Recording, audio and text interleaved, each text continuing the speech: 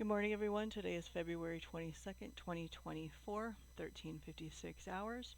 I have been tasked to disclose these origins under the NSA Act of 1947, Identities Protection Act of 1982, Title 10, U.S. Chapter 135, Section 2271, and 51 U.S. Code via House Chief of Space Operations and Secretary of Defense with Diplomatic Security Services security clearance. How did America become the most brainwashed country in the world? Well, we have to go back to primordial origins, to the primitive nature of this continent and other continents as a whole. So I'll start by examining the star forts, and I hope that this eases into awareness others that have viewed this reality with a time-locked reality and are now seeing it through a new filter, which is an achievement in itself and a milestone for the human race. And I hope that this helps make sense also of some of my other accountings. So we had, a long time ago, First Empire. There were variants of human beings from the fall left over, beings with angelic strands between Adam and the shrunken man that shrunk over time, that actually carried over good angelic DNA. Now, because these other beings existed and a type of humanoid, it doesn't mean that they were perfect. They also had flaws, and humans are also not perfect. So things happened and other judgments and decrees even after the flood, and for those that had survived inside of the earth and other areas of the earth and other realms even, because only the things that were on the face of the earth, the life and the beings, were the ones that were drowned. So God flooded the earth from our building a world topside for the marine kingdom and for other reasons. And I'll get into that in a moment, how we built a reversal upside down world. I will also note that the Knights Templars had their own infrastructure back then in these times. Banks, they were not part of a new system. They weren't part of the current system. They wanted a new system, and that's what they lived by, and certain codes and ethics. And where they got these resources were from areas that were, what they would be today would be no flyover zones. What they would be today would be things that are blotted out on Google Earth. What they would be today is things in the Antarctic. That's where they got their plans, their power structures, and resources before it was co-opted and taken over. So the originals, they were hunted for this and that knowledge, for guarding parts of the old world, the gates of the old world, the technology that was left there in the old world, and regions of Earth above the north, above the circle of the Arctic. Even though it's close to Russia, and yes, there was a Tartaria of Russia, those are not the beings that I'm talking about that built the incredible structures that people have no idea how to comprehend when they look at them, because they are from an old world structure. The miscellaneous variants of humans with good souls is what I also call these beings. God had mercy on what I would call humanoids, not just humans. And what these were called were Plejarians, P-J-E-L-A-R-I-N-S. They were later labeled by the Nazis Hyperboreans. There were things there that you don't see today in this world that were in the old world, like unicorns, majestic creatures, and then they got carried over and bled through in books from this time period, from all of these regions. Now, Noah and his family did repopulate the earth, but there were also other beings in hidden places beneath in what seemed like this realm that was attached to but almost barely hanging on to what's called above the North Circle. So these beings, the Plejarians, were beautiful beings left over that were tall enough to actually paint the Kremlin, put their finishing touches on things before they left in the visible world for good.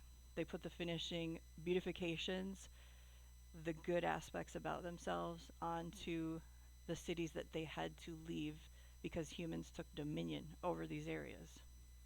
They could no longer inhabit these areas because of all the judgments that came to Earth, and the kingdom, which always had to go back to humans and humanity, because that's who God placed at the top of stewardship of all the kingdoms.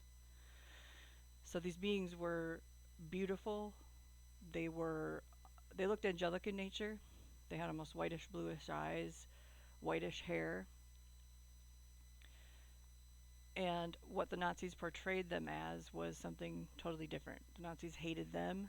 They didn't want to integrate with them. All they wanted to do was steal, kill, and destroy, and then label them something else because they wanted to be like God. They wanted to be like these other beings, and they wanted to say that they were the superior race. So Uriel was in contact with these beings from the north, and it was also the archangel who went to Noah and told him about the flood. So the Nazis went out on their hunts. They tried to find these beings relentlessly, and how to do this, they had to break through Russia and find them up there, and all the old world stuff, all the walls that you see in dams and areas, Hoover Dam, Niagara Falls, those were all walls of old giant fortresses. They were fortifications. We just built around them, but they've been here for way longer than 1920. So we built around the old world stuff and everything that was left over, and that was found here already. So the Nazis were under the strong delusion that if they could find these beings and the most hidden regions of Earth, then they could topple over and become the top dog, the master race. Having access to other parts of the Earth, they thought would allow them to become gods. They were obsessed with this, and their obsession with ancient artifacts and relics and off-world travel, especially to Aldebaran, and that was the driving force for the occult Reich. So they co-opted their symbols they found in this region, which they didn't breach through completely, because the gates themselves were of an otherworldly material. They were what I would say angelic in nature. So the Nazis inverted certain symbols, then went into an alliance with Rome when Rome took in the Nazis, and other things that happened in history. And it's another reason why they removed the 7 inspired Apocrypha, to cover up the old world echoes that's in certain wordings and in certain encodings. So the wars were a race to absorb other old world leftovers and technology, remnants, everything, and then to become the next empire. And this was called the War of Empires, and many other reasons. So the Plagarians imprinted themselves on the beautifications of Russia, the largest institution, which I think now is a college that nobody can fathom because it's not built by human hands. They wanted to leave an imprint of goodness on things. And they did leave lasting impressions on this world, and we can see that they were something special. Their finishing touches are everywhere in Russia. They're very colorful, and they're some of the finest pieces of anything you can find on Earth. So these beings were, in my opinion, majestic, and they were white and wispy-ish, silverish blue eyes. Now the Nazis were jealous of this, of their existence. They wanted to overcome them because they really were a master race on Earth. And the Nazis tried to storm through their gates, storm through anyone that was guarding them, including the Templars, and then take all their riches and the gold that they were given from the Plagarians to create a commonwealth. That's what the Templars' desire was to create a commonwealth with that gold and to break away from the current powers that be in system.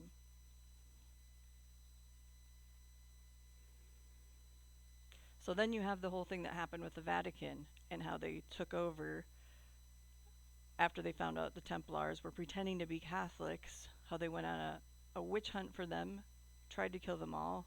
13 escaped, and then they also paired them in with Masons because they were wonderful builders, but they were not Masons. Those were two totally separate groups. So then you have confusion in that, and a whole bunch of other things in history that that was just left in the ruins of the old world and just created more questions. So these beings, they did certain things. Like I said, they weren't perfect. So they did receive also a punishment from Abba Father for certain trespasses onto humans who were given stewardship over the earth. And so their punishment was not to die in the flood, as God created them as majestic, beautiful beings, magnificent in nature and a masterpiece of his own. He cherished them. But their judgment was that they would lose the ability to reproduce. So they had to step out of the way, go into the back burner of things, just take a step back, and they had to allow humans to be given yet another chance at stewardship of earth and all the kingdoms. So they needed to go above the north and keep their distance until slowly, one by one, they all died off. And their horses, because their horses were larger than any horse on earth. And that's also in Russian children's stories. So the Nazis caught wind of all of these things, and anything that God did, they wanted to screw up. They wanted to copy it. They wanted to be one thing above it. They started sterilizing their own. They started sterilizing other races that they perceived as inferior so they could be the superior race and be godlike in nature. The Plagerians slowly died off, and we saw the last one leave, and there are statues made for them with sad horses' eyes in Germany. And this was a silent pause in the rhythm of creation's orders. There was an honor there that I've never felt before there in that space, because remnants of the old world were fading away as new world structures were engulfing everything and erasing history. Their lands had beautiful things, bounty, resources beyond what we know or could perceive. Even white lions. Some of this bleed through came through in stories too, like I said, and they had healing frequency tech. So there wasn't sickness. You could calibrate a body. You could be in a good state of health always. But in the wrong hands, this frequency tech would be detrimental to the populaces. And the beings that were looking for it, and the humans and the groups, it would have been detrimental. So it had to be scattered through time and hid from their hands, because there is a certain responsibility level to have these things. And the majority of people were too immature at the time to be able to handle it. So the Plagerians were also inherently loving. They were kind creatures, but they were way too large to find place in the new world. Humans were tasked in creating this time. Humans started cultivating. Humans started restoring peace with kingdoms. Humans started having dominion that they had within them from the beginning. And they used that and what they learned from the Plagerians to find coherent divine balance and harmony. And the Plagerians protected humans. They had an alliance with them in the circle above the north. And even one time there was a giant that was displeased with the humans in the Kremlin area and having to take a step back and leave all the cities, not show face in the cities. And the artwork that was all around, this giant tried reaching his arm in with his hand to a palace room, and then a Plagerian actually stopped him because this giant was very angry with the situation and what was transferred and what the judgment and decree was. So you find a lot of these things in Russian fairy tale books and stories that became bedtime stories from Siberia. So the Plagerians' influence was coveted, and they also fought with ancient Asian beings from the dragon families. The gates that they had were out of this world. They had, like I said, gold that they gave the Templars. They had their own wealth treasury. And that remains a testament to them and their wonders, because their gold is still on the architecture. There was also giant elephants back then, much larger creatures, things that completely went extinct and died that we don't even have in books anymore. And the star forts go back to Pangea. So that how did all of this start? Pangea wasn't just Pangea, it was the old world, the root of many ages. Giants of the ages helped build structures too, and not all of Atlantis sank, just pieces of it, little fringes. The marine kingdom wanted to be dominant on the land and take over the people living on the land. This was in spite because their kingdom was taken from them. You see, they were judged. They were punished in the flood, antediluvian nightmares. But humans started over and were highly equipped. They weren't going to get eaten by cannibals anymore. They weren't going to be genocided. They started developing skills. They started understanding the godlike nature they had within them, how to be masterful, how to be good stewards, how to be anointed, how to bring out their giftings and create wonderful things. And God was very pleased with the development that happened in this stage, this estate, this empire. So the marine kingdom was insanely jealous. They were cast into the depths of the sea in their lavish pools and lifestyles and debris, and was left on the land. So they reversed a reality in our minds, which is what all the alien races do. The only one that's ever been benevolent that I have encountered is Procyon. The rest, not benevolent.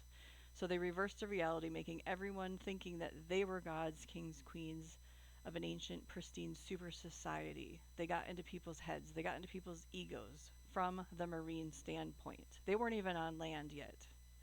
And this was even after the flood. In fact, it was humans who helped build some of the infrastructure, and the marine beings wanted credit for all of it. They wanted to put their name on it. They wanted their kingdom to be on land. So they did a reversal in the minds of humans. Humans got duped again. They walked into humans. They started possessing humans. Some were disembodied spirits. They were influencing the thought patterns of humans. It was like a virus. Some of these beings became physical on land, walking among us. They infected people's minds like a chip and made everyone think that the sea beings were superior and the ruling class, but this wasn't the case. So they co-opted the creative template they wanted in the human design, since they are and were judged a necrotic sea beings. That's what they looked like, and mermaids and all of that. So they wanted the land back. They wanted to be topside. They wanted an upside down world created by entering people's minds. So what did they do? They were sick of living in caves in the water and having structures down there. And they grew greater hatred towards the children of God who were on land flourishing and living in a type of paradise. They were jealous of them. They studied the people's behaviors and actions, and they created a mirror world reflecting the top side to look identical to the underworld. They had humans building for them. Many had handheld devices that they could communicate to the underworld with, such as pearl mirrors, black mirrors, lenses in their houses, much like we stare into our modern black screen cell phones. So one of the old mirrors was on the building of Niagara Falls Dam too, and that area had a huge war happen there, which not many Native American elders know about, and they were hunted for even having remembrance of this war with the Black Hearts, which I'll get into later. But one of the old mirrors was on the building in Niagara Falls Dam. Now, the round buildings that you see that look Roman, that were first to pepper the land, some of them had domes on top and 8 large oval openings out of them. Why is that? They started all this by getting humans to build them houses for the octopuses, the super brains of the ocean. They realized when humans started doing this and building them stuff, that they could get on land more and more, and then they could put their footprint on and they could trespass into our domain, our dimensions, and that's how they did it. They were octo houses. Humans were divinely inspired by their very own nature back then, and they stripped them of that. They were inspiring advanced creatures, and then they degressed. So we have degressed over time, again and again. We've let history define us as a less, and so we accepted that we weren't prime real estate here, when in fact we are. So the marine kingdom got us to move out of the way and build them infrastructure here, and let other species and races use us and abuse us to the point where we were overcome sometimes. Because God was very pleased with our progress until we let the marine kingdom in and others distract us from his will, and we stopped building with him and becoming his temples. We've let the lies of the enemy and those who wish to crush us down here get into our minds, our work, our spirits, our souls, so that the ambition and drive to be grand was lost over time in a way that could be manifest in our labor and would decree and declare God over the earth and build communities that God would be pleased of. So the real reset was in our own beings at first, in our own minds, and the seeds that were sown there from the Marines. Reversal and flip.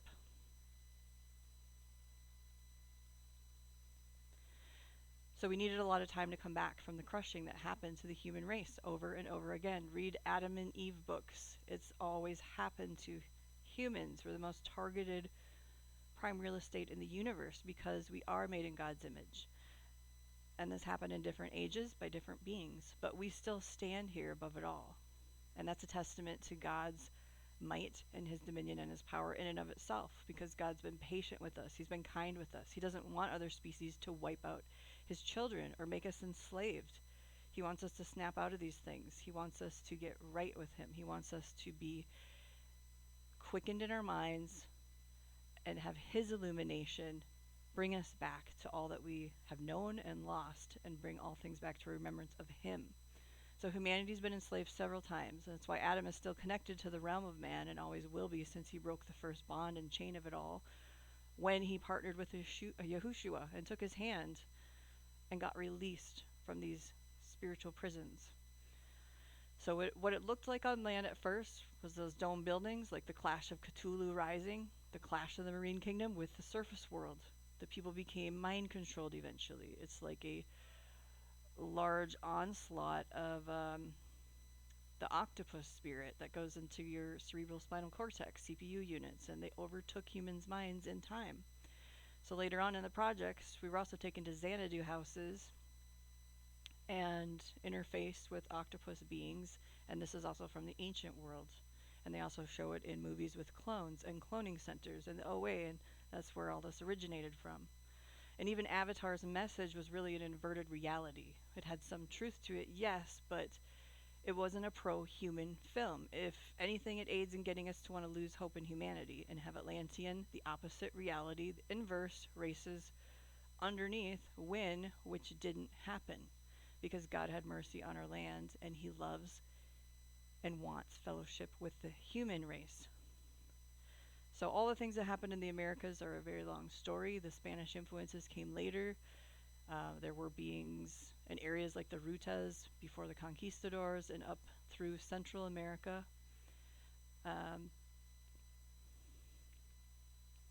The rebel queen Zenobia, she sat on a mock throne looking east to Rome after being punished by Aurelius. Lucius Aurelian was an old world ruler, and then a statue that was likened to her was used for programming people who were held captive by Malta and the super soldiers of the Vatican, and that's a whole other chapter though. The Library of Alexander is also underneath the Vatican. And Malta tried its 1,000-year reign time loop that made its workers fledglings through hellish measures and secret projects and programs, but other places had 1,000-year-old stories that were better to tell. So that's what I'm going to tell, more enlightening ones. The period of enlightenment, my favorite era, the 1700s, the age of reason and Renaissance. The Americas was one of them, the age of reason. God says, come reason with me. Don't look back. Don't look back like Lot's wife. And that's what happened when the fallen ones from the sea, the marine, came up and worked their way up to land.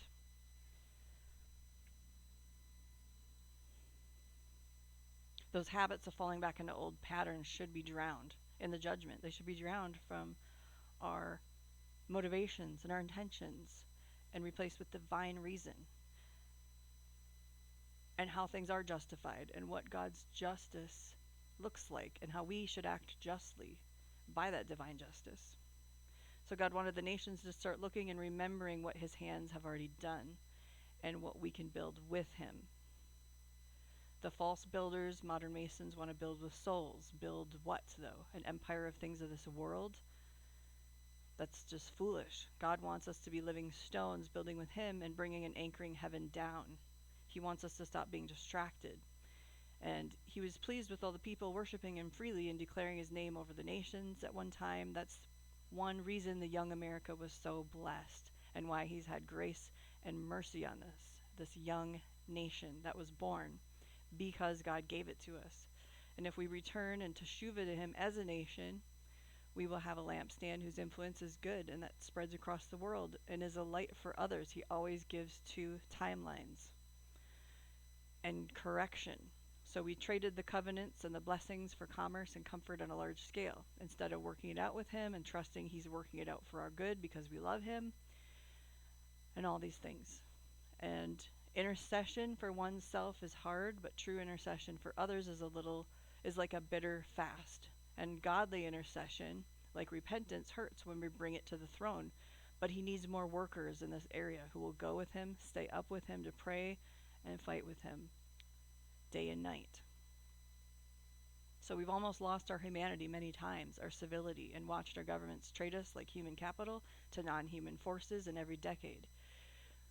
We stop that tide when we know who we are in Christ, and it's an identity crisis and a consciousness aberration to not see ourselves clearly. And when we know God like potential. We see things for how they are and the big things versus small hang-ups. We utilize our discernment. We apply knowledge gained through him into wisdom and practice it. Then God ties in knowledge with understanding to practice building his kingdom with him, line upon line, precept upon precept, in a way that kingdom economics start trickling down from the windows of heaven naturally. Things start falling into place. Things start resonating organically.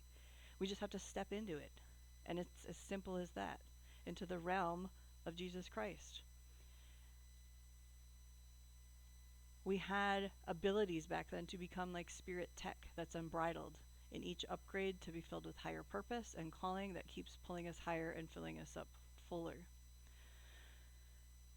So there was what happened in the old world, what seemed like a rectification of the Dark Ages. And I'm going to go to St. Louis. This place was positioned as a headquarters of Lyra at once, Lyra. Through the lion wormhole, the constellation. The gates, first generation was Egypt, second generation was the lion men of Moab, resurrected ones in Oculus Anubis. There's also Nubian traces there, and the third generation, like generations of super soldiers, I'm going to call the lions Gen 1, 2, and 3. Third generation that came here to St. Louis was a breach of the female felines who wanted to dominate all authority through taking over the males, and they had a mixture of a Roman-Egyptian hybrid Mu look to them.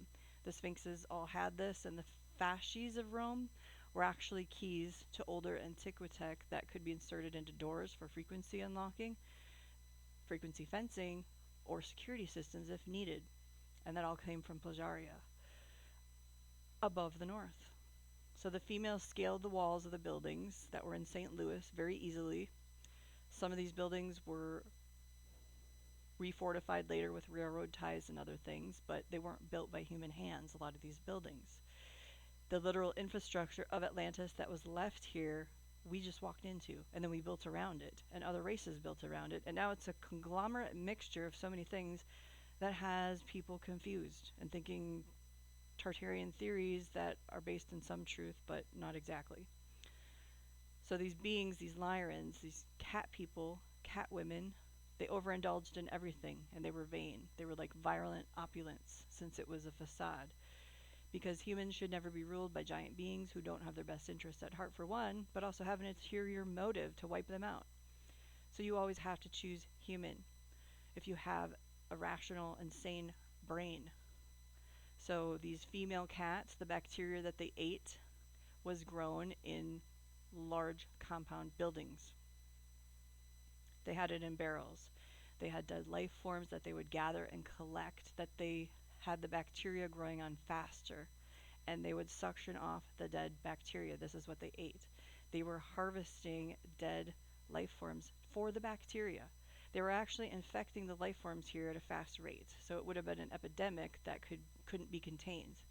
So the Avatar and Avi, that paints a compassionate picture, but it's not pro-human. It's pro-alien in reality. And these aren't cuddly worm beings that you could just cohabitate with, because it doesn't work like that.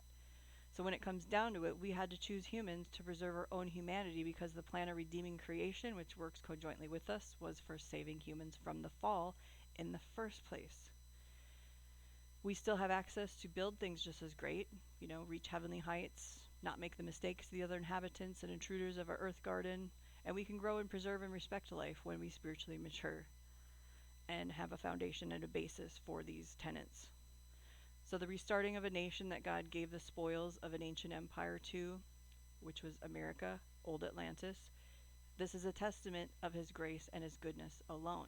He gave us the spoils of war after Atlantis fell, and we're walking on it. So he wanted us to undo the vain empire that was before us and do something better, not thinking that we're the greatest nation on earth out of our own vanity, but because God had given us a second chance. And he's great and above it. So America is a testament and an honor to him, and it's monumental in the paradigm shift, and it's going to start in the Americas. He needs to reveal and pull off the blindfolds, the scales from our eyes and hearts in the Americas first, to show us what our real history is, what happened here. He's not just going to come in and be a wife beater and just destroy America before we even have a chance to understand what happened here.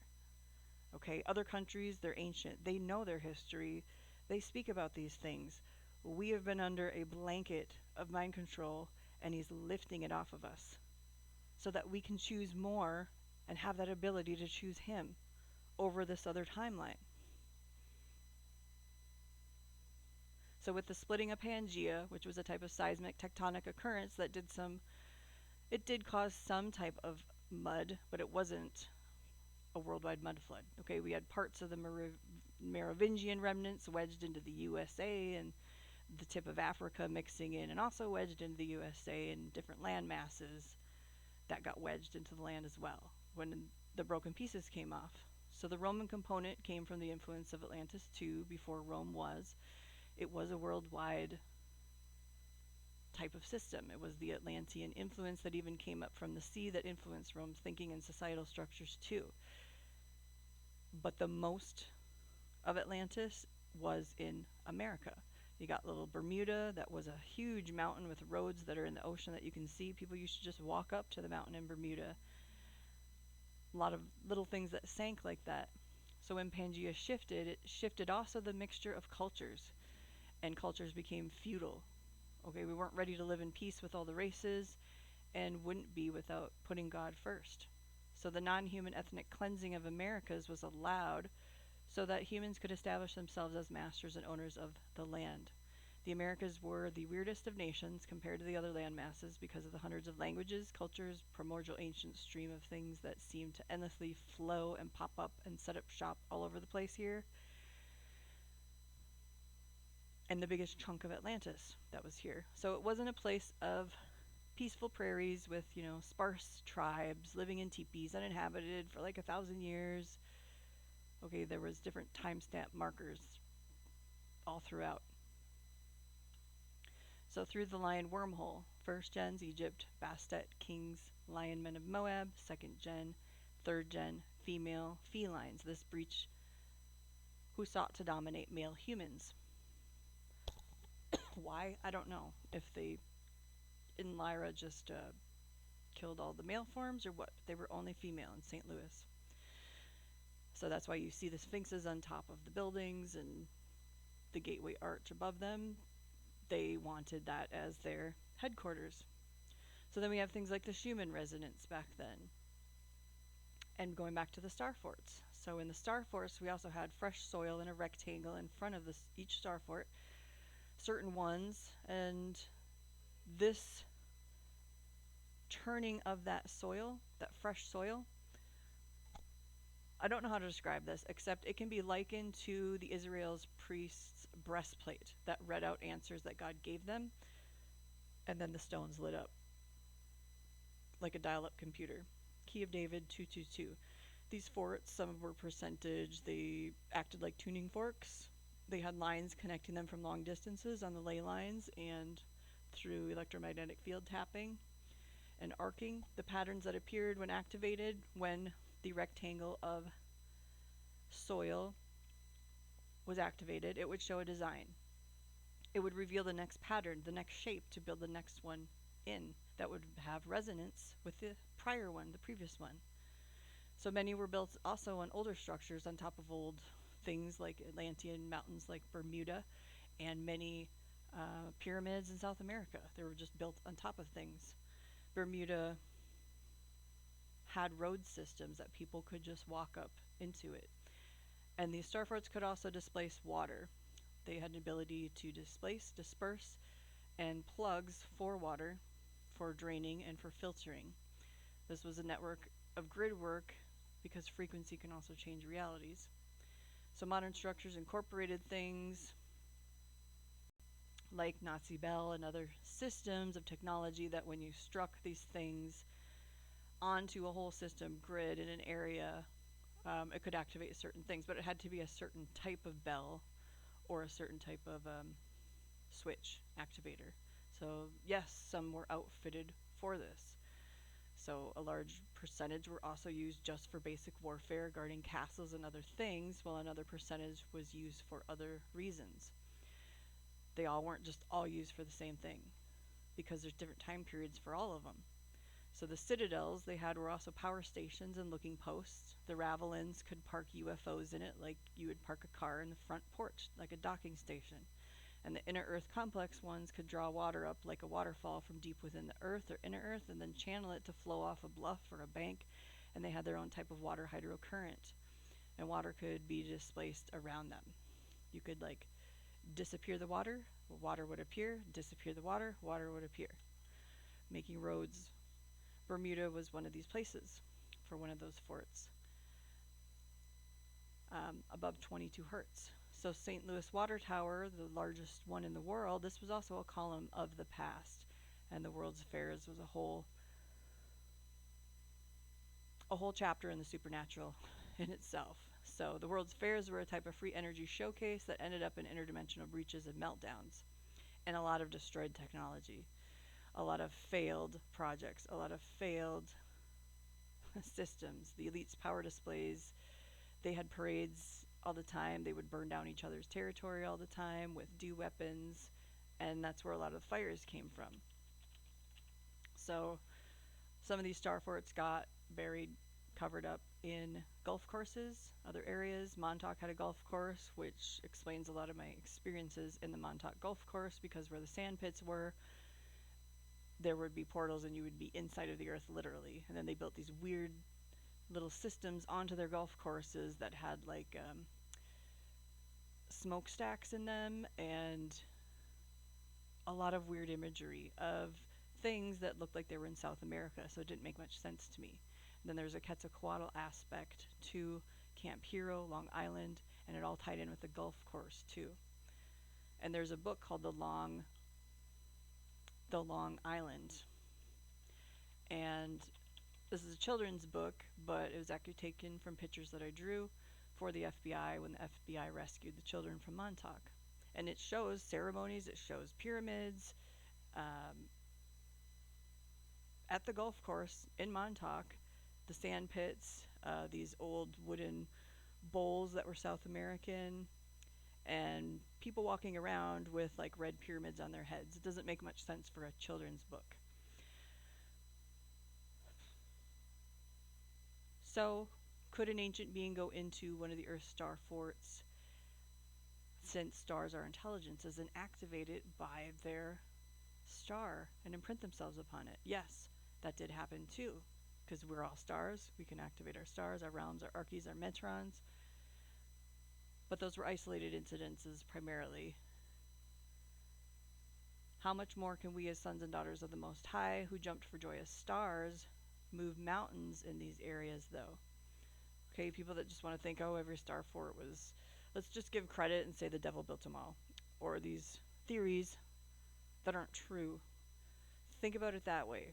You're a star, intelligences are stars, and there was also some type of intergalactic star imprinting and takeovers that happened from other stars on the star forts.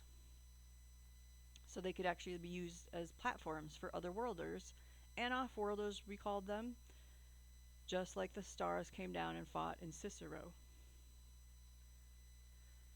So this also gives a little more food for thought about why cities, why towns, they have principalities lording over them and other things. You take care of the star problem and clear out your star, activate your star, your spirit, man, fortify it, and you have a whole new way of thinking and how we can clear out principalities from where we live and how they can all bow down to Yahushua. So there was sea highways back then. There's oceanic sea cables that still record like tripwires. They record phantom pulses from the old world. They see anomalous sea activities and record those as well. Pings that are from deep underwater sea bases. Now the 1700s, before Lewis and Clark, there was some problems on the frontier. There was some troubles on the frontier. And that's where secret space program missions also come in. Before the turn of the century, the 1800s, there was a ton of things that happened in the 1700s. America would have never been born. It was at a crossroads. It was at a crossroads like that, and you'd have to choose humanity. We were forced to choose humans in certain times, and civil war battles that don't make sense. And some of it was covered up for good reason. But the lesson of it was that you had to choose humans no matter how hard it is. So the Civil War monuments for the Civil War soldiers who were literally eaten alive by otherworldly forces deserve our highest honor and respect. And the things that the people back then had to confront and deal with without the tools and the equipping that we have now to problem solve and to be efficient and equipped, I don't think anybody nowadays understands. It would be very hard for us to face the things that they faced back then with the raw energies and lack of electricity and so many other things. And this is also a reason why there were so many asylums, compounds, and mental institutions everywhere. So I'm going to go back to God created us in his own image. We're to have stewardship over all the kingdoms of this world. This is going to be the tying integral theme throughout this whole thing. Ancient ones, present ones, new ones. We're to have stewardship over them, over the kingdoms of the world, and to rise above it, and to rise above this world and have victory because he conquered this world already. So when a race forgets who its creator is, they will be under their own delusion, is what happened. That's what we saw. They'll be under their own delusion that they created everything and use it as a means to spellcast other races into allowing them territory and dominion and subjugation. Psychic subjugation. God wanted America to be born. God wanted his people to shine here. God wanted humans to see their own creative potential and stop relying on outside sources to give them validation or dependence and that tried to stop them from being brilliant and wonderful race that the human race is, that he created them to be. He created us for his pleasure, for his purpose, for his glory, for his joy. We're to be containers of joy. And when we lose sight of that, we don't have a divine manifest destiny as a map to lead us back home to the Father of all lights. When we don't have a Holy Spirit, we don't have the ability sometimes to see what's right and wrong right in front of our faces too. So we have to learn these incredibly hard lessons. And the predecessors in the Bible learned egregious lessons, and still we don't learn from them. So these feline beings that came to St. Louis, they were very alluring, convincing, and headstrong. They didn't have any desire to truly beautify, though, in any way that would bring glory to God and partner with him. They only saw survival and had no guilt. Other races are void of what humans have, which is a heart for wholeness, righteousness, and to know and go to heaven and want that. The other races don't want that. The other races don't even think about these things and these eternal concepts because they're outside of God's design for one and his creation, and fully hybrid or giant beings or whatever their DNA would be composed of. There's very rare instances in the ancient old world where any good type of hybrid or angelic form survived because God put eternity into the hearts of man. That's the rhythm and that's the tick of the crowned work that the cosmos are jealous of. They've tried everything in their power, the Watchers, to make us think that we're less, not as shining, not as bold, not as unique, when in fact God calls us the bright and shining ones. But we're so much more. If we could see our wings, our armor, it would make everyone level up to get their thoughts right and then their hearts right. The reality is that we're more than conquerors in Christ. Like I said, we're conquerors of the fall itself. We're conquerors of races. These other beings were trying to drag us into the pit, which wasn't designed for humans in the first place. It was designed for them, and the lake of fire. We are conquerors of war through sainthood and warrior training that was taught to us before we even incarnated here, when we received our missions from the throne of grace. Literally, we are victors of the earth because we're seated in heavenly places as citizens of heaven. We don't need an Atlantean civilization to make ourselves feel superior. That's the illusion, and that's the trick, always wanting to go back to that. America would have never been born if our lands and our dreams were taken by other beings. The framework of Romanesque brutalism, etc., the architecture, the Pope's vicar status, that's all mute because God has something greater to build with us. And even in the time travel programs, we saw majestic creatures with wings and other things, but they don't exist in this timeline anymore. There's no priesthood that can match the boundless and endless unity in the priesthood and status that comes with being sons and daughters of the Most High. And that's the final line. There's creatures who can reconcile themselves back to Adam and Eve, to the fall, but it's only through the Savior who overcame this world. And the epigenetics and the hybridization of our genetics. That's the only thing that can wash it clean, is reconciling us in the redemptive work back to Adam. So there's really not been resets, just endpoints, the way I see it. Time continuum. Life goes on. Yes, there was a slew and massive mounds of government cover-ups, but like I said, some of it was justified, some of it was for our own benefit so that humans could survive. No one would populate places if they knew that there were human-eating beings that once roamed the land. That's like selling somebody a house or real estate where there was a mass murder and not telling them. That's kind of the type of thing that went on. Now, our bodies are mainly water. We're conducive instruments for quantum effects, like a mold for terraforming to process and be accepted by. And this goes through our perception, our observation, through time. That's how we experience things. The emotional body we all relate to is more of a collective experience than the consciousness, since consciousness levels are all over the board and in different points in space and time. So another thing that happened with the Americas, Columbus was following the Moors. There was the whole black nobility thing, and that reversal and change of guard. Many people were kicked out of lands. You've got Irish Jamaicans and all sorts of other things that happened, and the Aryan takeovers.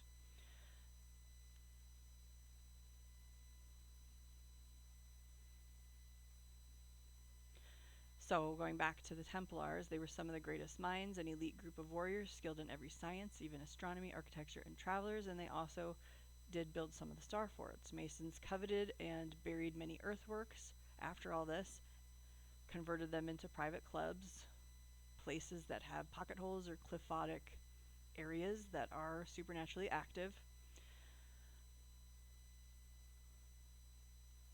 And there's also a thing with the star forts that is now in our modern day circuitry and electronic systems. You can use amber, and amber is also mentioned a lot in the Bible, and it can house electricity. It can be a conductor. You could use it in circuits, components, so the star forts could be built on amber precipices and resemble circuit boards as well. Then you can put mica clay into that, and mica clay can heal radiation in the land and the water and its toxicity. And amber fire and the arches of it are in Ezekiel 1:4. And the star forts are still being built in Finland, Iraq, and all over the world. So they're really not just part of the old world because they're still modern day constructs of them and buildings of them. There's also a lot of scriptures that talk about islands, and you can find a lot of clues to some of this in the Old World stuff in the scriptures about islands and the Apocrypha.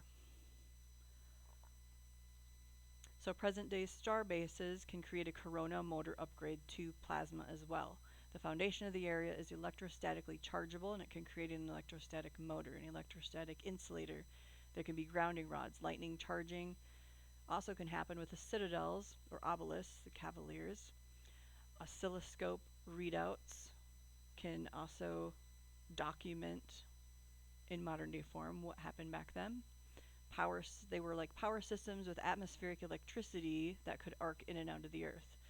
And it could be described as a type of Reich technology, etheric cleansing of the ions, because the ground is negative, the sky is positive. Positive ions go to the ground and fall to the ground.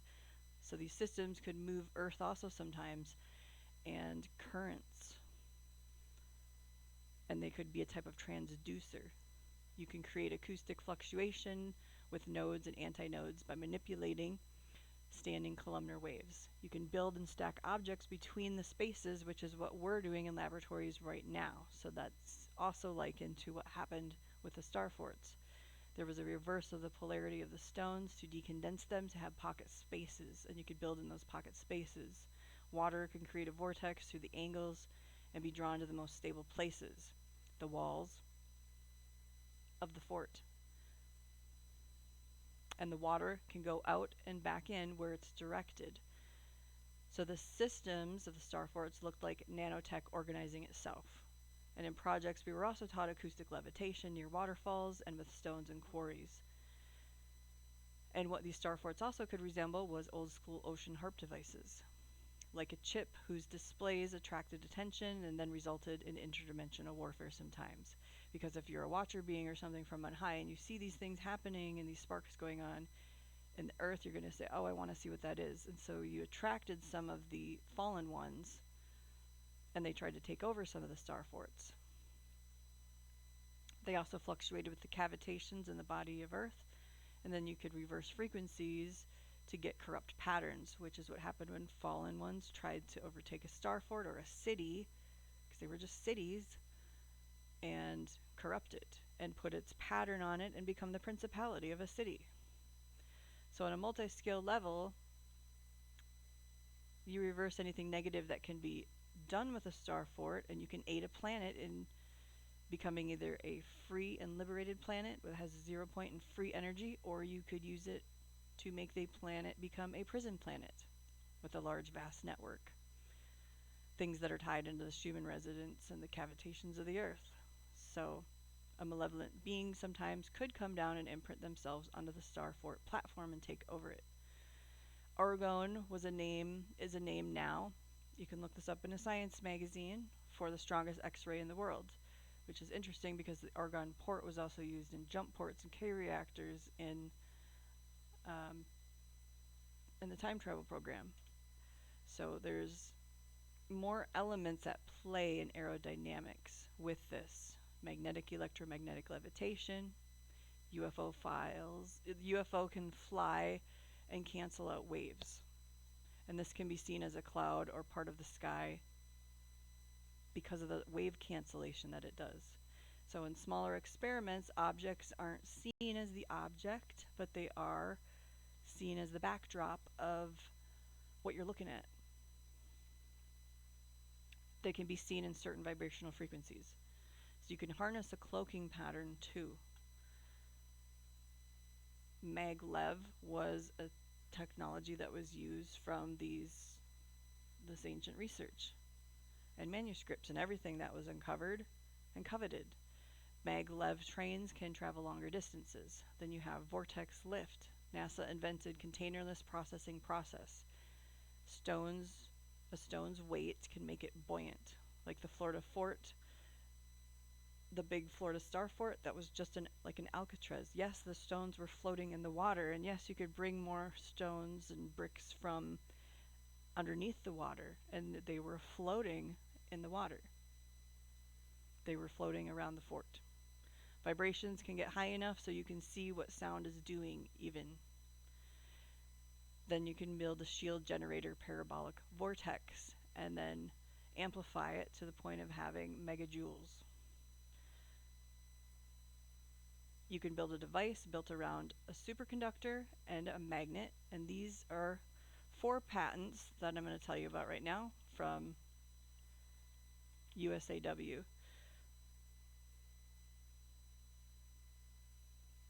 Naval Aeronautics. I think I got those words wrong. Naval Air. Okay, they patented a device that could build around superconductors and magnets. They patented shields, a device that can shield from gravity, Naval Air Warfare Department. They also have a patent for a lot of things that you can see were happening in the star forts. There's also things called rods of God. These are kinetic weapons that can go 10 times the speed of sound. And a lot of scientists that made some of these things ended up disappearing. There's also piezoelectrically induced high temperature superconductors, EM field generators, patented. High frequency gravitational wave generators, patented. Method to generate an EM field to deflect asteroids, patented. Crafts using inertial mass reduction devices. That's the category they place them under, patented. Hybrid aerospace undersea craft vacuum energy that works like a sheath. This is the category they place it all under. Polarization travel with air and water repulsion. All comes from star forts. Then you got Grebekov's honeycomb and other things, experiments. Acoustic propulsion properties found in all living things and how he was trying to prove that. Acoustic lubrication on a micro level achieved. Then there was the Levi printing, which is in modern day. This is a touch-free type to build things in a laboratory where objects are just suspended in space and you just build upon them. So all these things were in ancient Americas, America Atlantis. Natives migrated upward from southern parts, carried with them practices of totems and brought their gods and other things. Through the star fort and battlements, we empowered ourselves to ground more frequencies and blueprints for future advancements. It wasn't just about the land. 1728 was a CIA combination, not the year. It could have to do with the year too, but that was a number used to confuse oneself into thinking that there were many versions of themselves or parallel planes, universes, realities. That was a CIA combination that they would use in programming, oddly enough, with 1700 right in it. So it all comes back full circle. Nothing's frayed out in the fringe forever unless God releases it into the oblivion.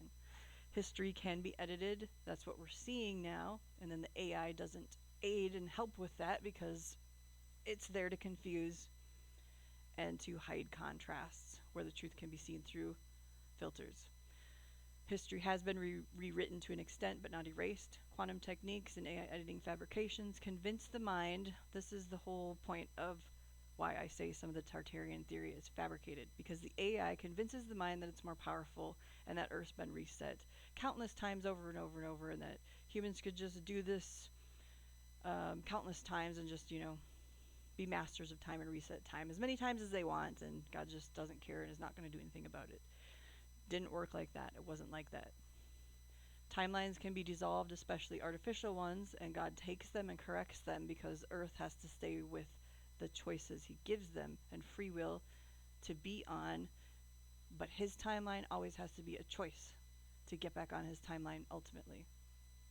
So we can't have like 5,000 other timelines going on at once. They don't exist completely independently, but they can be lived out to a point where they loop back together in the fringe and come back full circle. You just can't have all these like frayed cut wires in the universe just hanging out there.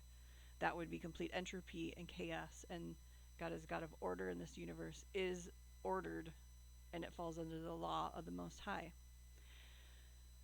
So a time wall is something that I can describe like the Arctic Circle. That was a physical barrier once seen in the Arctic. A time curtain and a veil of sorts was what happened in the events of the old world, and what's bleeding through now. And it's the changing inhabitants of each land's intersection points and with the timelines, and how it's all fitting together like a puzzle now. So it's like the overlapping timelines don't cancel each other out completely, they merge sometimes, and this creates scars in our psyche.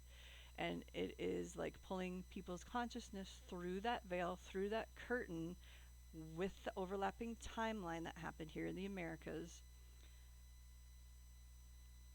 pulling people's consciousness through into the future to have a mass awakening and self-realization of past traumas of Earth that recurse into the present mindsets, and then that anchors truth into the current age. So 1700s to me were splendorous despite all the historical blunders.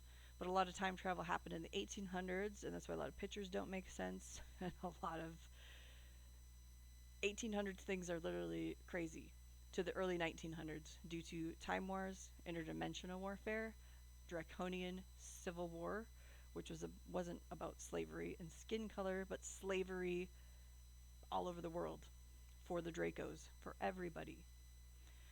There's been a lot of race division in a lot of these cover-ups, and race division through propagation and lots of propaganda that keeps us thinking we've always all been against each other and divided and apart, which isn't the reality.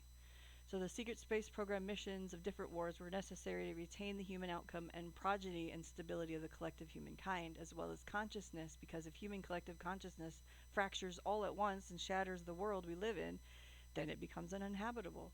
Our environment is sustainable only to the degree that our mentality is conducive enough to maintain it on a responsible level. We can't just have a bunch of vegetables walking around having a stable and, long-term civilization that's going to flourish. Sustainable communities. Our minds have to be stable. And that was the whole point of getting our mentality and our spirituality back to a level where we could have this baseline stability before all these other things that happened in the past can come to surface. Because you can't expect somebody like a baby to be fed a steak, because they're not quite at that stage yet. We don't have free technology released fully, only in a drip faction still, because we're not spiritually mature enough to handle it on a large scale level for the benefit of all. So back then in the 1800s, you have all these weird things like lava everywhere in the roads that they built the roads out of, all these integration patterns like train tracks overlapping each other where things just don't look right. They don't seem like they seem out of time, and all with good reason. It's like the seam of fabrics were ripped out in certain places and became stitched in other areas. But in actuality, nothing was ever lost. Everything is recorded. It can all be recalled. Even from the moment we're an embryo, everything about us is recorded, and it can be brought back up to surface and recalled. So most large-scale memory wipes, like to a community, they can be done by frequency or chemicals. But again, come reason with me, says the Lord, and seek his reason to see through the lies of humans first, to rectify these dark ages. So the goal of some interdimensionals was to extinguish cities, to snuff out our light, to build over us, to bury us. Humans would be extinguished by being interbred out. There's a lot of areas where there's pictures of no people, and that's for X-Files. That's for off-world presence reasons and timeline shifting, flipping. There were so many fires that were connected through ley lines and through dew weapons and tech that they burned up in a crisp instantaneously. These were ancient dew weapons deployed. There was a quarantine aftermath aspect to all of this too, which compounded into a quasi-silence that people just accepted, a historical band-aid to put over everything. People still run civilization thanks to choices on behalf of us, and that was only wrought through pro-human approaches to historic anomalies. The Industrial Revolution still went on and we survived, but yet everything before the revolution, pre-revolution, is still sketchy because of things like the St. Louis headquarters feline promiscuity, off-world presence, Lyran cats, their Egyptian sphinxes, wanting to make it their home, different beings trying to overtake the human design, and the requirements were not being met here. What those Lyrans used, and I should have finished this earlier, but bear with me. Okay, the Lyrans used barrels in the old compounds of the Anheuser-Busch brewery to store barrels of their food supplies, their rich minerals, which was their fuel tech. The Anheuser-Busch compound and so many others don't make sense because they were used not by humans, first of all. They were scaling the walls, they needed a certain type of red blood cell, they had yellow eyes and their skin was yellow, they were jaundiced. Lewis and Clark documented some of this. They documented blonde hair, blue-eyed Indians. The story of the Mandan is a cover story for some of this. Blonde, red-haired giant beings also were recorded with the Indians they spoke to, but they just recorded these cat beings as, oh, they're just blonde hair, blue-eyed female Indians that intermarried with men of a Masonic family. The Mandans supposedly married into only certain men of one Masonic family in this area. They wanted to harness magical powers of these men, overtake them, and that's why Egyptian is also at the top level of Freemasonry. They ate things that they stored in the barrels, like the precious minerals, the bacteria, dead bodies, decaying things. They would go around and they'd eat everybody's pets. They would go eat everybody's dogs. So the World War II monument in KC is like sister city, like events that happened between St. Louis and all the crypts that are there. There's crypts all over these cities, a whole underworld. They had sphinxes all over them too, denoting this timeline, the demarcation, overlapping merging points. And this also ties in with blue avians, their lies, Mars, Maldek associations that also came with the lion female races. Their genotype was from Vega. They were mammals, yet bird-like. And many places were quarantined and cover stories created from monstrous events to give others who settled a peace of mind. Their systems were in the shape of a cross and the constellation's disposition. They were called the falling vulture, which is most fitting for eating only the surface of dead things, and the falling eagle above them, which dominated many places in the past.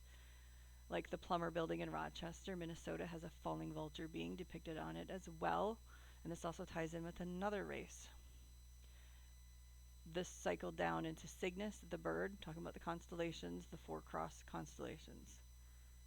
Then Hercules, Vulpecula, the Roman Lyran harp, can also be seen in their habitations too in the constellations, and artwork. So they felt a need to settle the archetype of their cat faces into our world, coming from somewhere in the cosmos with their hopes of establishing themselves on Earth. So this would have caused a lot of infections to humans, like a zoomorphic disease that can be transferred, but much easier. They were also associated with the Siakar, and they wanted continent rule.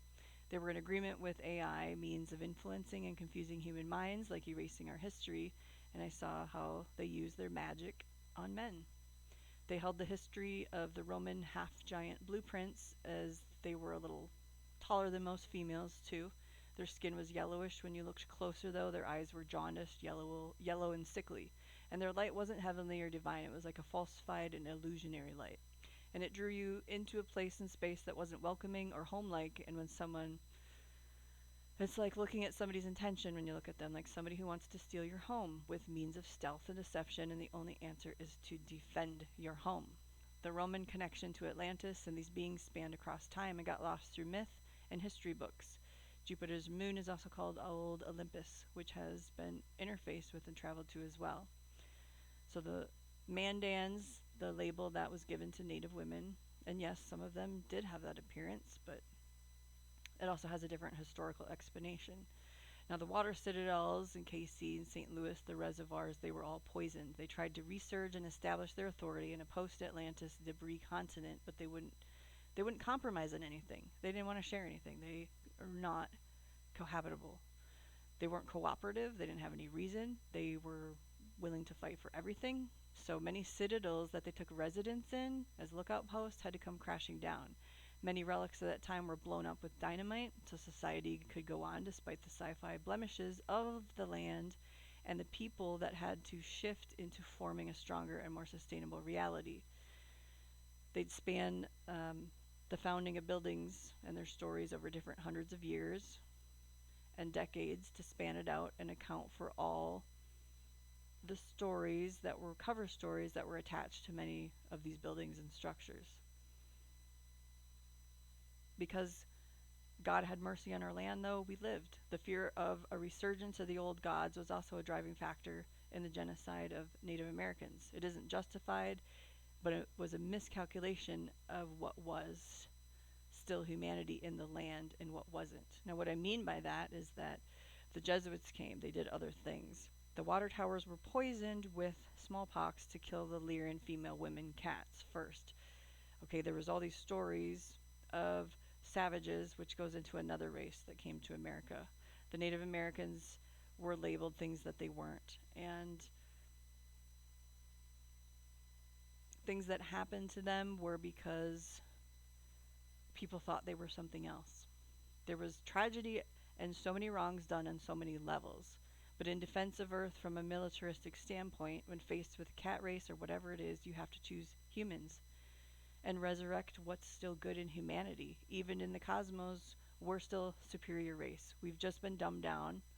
Okay, and that's why Bride Ministries has valued importance on rescuing our human parts from ancient traumas like this and what's walled off from our consciousness and bringing it through so more people can heal. When you heal the humanity and separate it. We lived and they died is what happened, because most non-human species aren't cohabitable.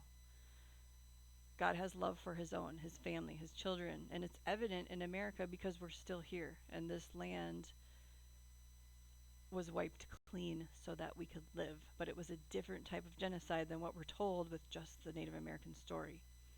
There's different kingdoms here, there's different victories here. And I do miss parts of the old world, but I long for the new heaven and the new earth, and anything we need to be taught in between that time frame that's hanging on God's wall will come in accordance to divine right timing. So the ancient kingdoms like Thule, Hyperborea, Rutes, the Poles, Alaska was Thule and a pan-Arctic empire of its own. That's why you still have black pyramids and Nazi bases there. What happened to the Midwest, though? Let's get into more of that. So America, like I said, was Atlantean, Lemurian base of operations, but it also had another component, which is Art Deco Aztec architecture. This was like a command center, and why we have a tendency now in the present to repeat that sinful pattern of corrupt leadership tendencies that wants to bully the world again, because it's been done to us many times. Wayne May of Ancient America has some things right, but the Iowa Zarahemla capital's 5 domes actually represented 5 ages, 5 races, 5 regions, and 5 realms. The 5th sun when the world would end. This all came up from South America. 5 themes to the Mayans' Popol Vuh. 5 war arenas of the bloodiest battles that were ever encountered in history in the world. And those are the basins of the 5 Great Lakes before there was any water in them. The Badlands in South Dakota also had a hidden arena where super soldiers were taken to and blacked out in. Because there was Aztec timeline. There was Aztec warfare there. And the Aztecs used 113 alongside each letter, which equals 5 as well. 5 was very important to them. St. Louis was the Lyrans wanted St. Louis to be their capital city. So Iowa, the capital, was supposed to be the Mayan capital. Cumorah, New York City. Okay, why do you think that the Mormons are the most controlled and organized religion in the world? Why do you think the CIA has such a stronghold on them when they're the only people that think an alternative history happened in America? There are many reasons for this. Many names came from the Mayan influence and can be found in the Book of Mormon. The religion isn't true, we all know that, it's been tried and tested, but the records that were received by them was built on an old religion. The cupola windows and capitals, oculuses, etc., all the architecture you see, it was all Mayan here at once. The Quipu was an Incan name And they also prepared for great cycles. They ramped up for great cycles to happen in the earth and civilizations. They've been preparing for this a long time ago. They became the first transhuman crossovers, even. Okay, so the Aztecs had fire ceremonies, since all three cultures actually absorbed into each other. And I'll tell you why. Inca, Aztec, Mayan, they're the same. It's a cybernetic crossover of bodies. What happened deep down in South America is that Hasatan, Satan, appeared to them in their fire ceremonies when they were ramping up for their great cycles. He was looking for the super soldiers for an evil army of the earth. He showed up to them, and they accepted him. He showed them the greatest empires on earth. From Rome to Germany, Atlantis, all of it. They made a blood pact with him and became his army on earth. This was before underground military bases. This was before anything. They thought that they were invincible since they took down these giant beings way in the jungle, and they had their skeletons hanging up to prove it. The enemy capitalized on their vanity and used them. He helped move them through time and kill God's children. He gave them power, and they became less and less human in the exchange. Okay, so the buildings that have the I-989 or 898, those were a time stamp that were chiseled out and carved by the hands of these cybernetic Mayans into the structures, marking their time stamp, because sometimes they didn't get the dates right. They didn't know how to get back, and their only hope was to get and jump into the fifth sun. So they time stamped things and chiseled it in buildings, which they did wherever they traveled. They were absolute perfectionists. And that's why you see that in the Mormon church. They carried on their religion just in a different mask and form. The Incas were the top dogs. They wanted to be cosmic crusaders, and their only drive or ambition was to conquer empires and go to the sun god, which was actually a demon of the lake of that would bring him to the lake of fire. So when I saw these red-faced, wide-mouthed sun deity in their ceremonies and rituals, it was the worst thing I've ever seen in my life. That was their only hope and dream.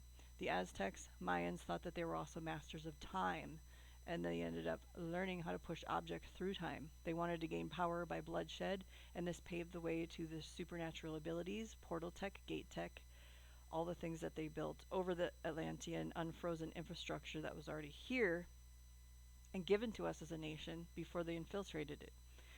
When they would jump in hopes of conquering empires on other worlds. Sometimes they landed in different spots. In time, though, when things didn't work out, they'd shed their bodies and inhabit their kin, their offspring, their next generations, which is Aztec. Like clones, tech was all over the Aztecs. The name was embedded in the word. Their language, when they did speak, was actually encoded with tech, as tech. Their common word, linguistics, were all tech. Tech was what drove them. They were hollow, vacant beings. They were lifeless forms. They were really the first transhumanistic psychopaths that actually warred in America. They came in like a colony. They came in like a colony of ants, and they just went to work. Nobody knew why they were here. They showed up shirtless, started building, started working, started slaughtering, then they blended in with society, and then they left. They were a type of worker ant that was emotionless, cybernized race that acted like monks. Because they barely spoke, they only were obsessed. In their minds, they were obsessed with building temples, displaying their kind on the top of everything, showing them off in the upper windows. You would walk down when they built their architecture and just see one of the Mayan beings just standing up in one of the windowless windows, and they always had to build like a pyramid so that they could have that dominance and scare people by having that person, one of theirs, stand on the very top of the building looking down. And they seemed mostly mute but could psychically communicate at times. They spoke very little except in loud ceremonies and rituals when the tech was activated at the tech terminals, which were the train terminals where people were terminated. There's the terminus stations. That's why train terminals are full of supernatural activity still and phantom pulses. They terminated many people there. And these conjunction points and cross points, and these places were like a crossroads of intergalactic language and meanings too. So the Incas were the most powerful empire. It absorbed components of others into its infrastructure, but it displayed itself in the details and the hidden inscriptions everywhere. If you have eyes to see and ears to hear, it's all still here. Many wall inscriptions are on temples, which are now government buildings. Okay, lots of things are etched into them and over them, and even words covered up, etched over to erase their laws, their decrees, and then we put our own government language on top of it to be top dogs and not treated like dogs like they treated us. They architecturally aligned with the cosmos and were precise to the point that the heat and the tools that they had to build with could make any stonework. They could do any type of material on earth, make it malleable. They were the master stoneworkers. They sealed everything so tight with this heat and tech tools, with fire and the frequencies all together, that it could change the molecular structure of the stones even. That's why they could last 1,000 years. Okay, the I is for Inca, the A is for Aztec, which also incorporated and got inserted into Azura Mormon amalgamation, name of a female, and that will also be evident when they fully become transhuman.